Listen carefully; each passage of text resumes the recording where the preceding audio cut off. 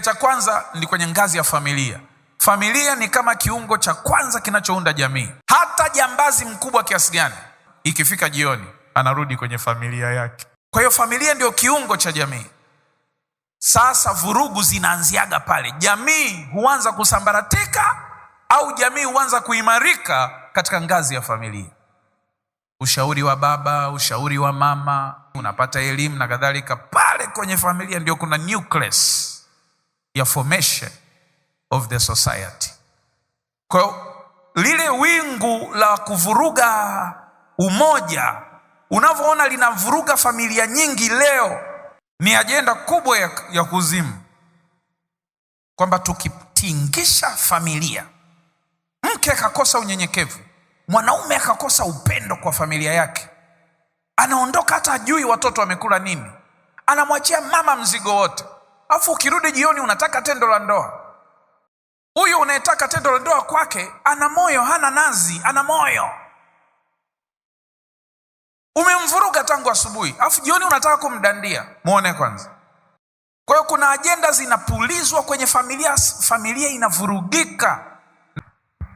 Okay, kwa hiyo mmeona mashambulizi yanapelekwa kwenye umoja wa kifamilia, mashambulizi yanapelekwa kwenye vyama vya kiimani, mashambulizi yanapelekwa kwenye vyama vya siasa, na sehemu ya mwisho ni kwenye serikali. Huu nao ni mhimili mkubwa sana. Ubaoni nimeandikaje? Soma 1, 2, 3.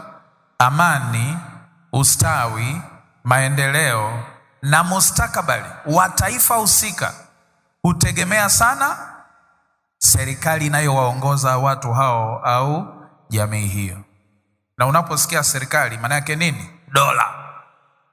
Chama sio serikali na serikali sio chama, lakini chama kinatafuta kushika serikali, ndio maana kinaenda kutafuta ridhaa kwa wananchi.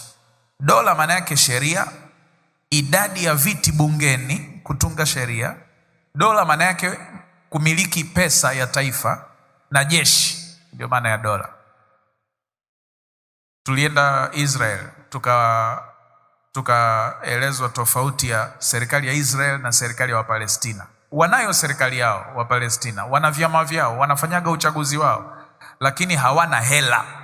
Wanatumia hela ya Israel au dola ya Kimarekani. Hawana hela wa Palestina, hawana hela yao, hawaruhusiwi kuwa na hela yao. Hawana jeshi lao, wana vikundi tu vya kigaidi.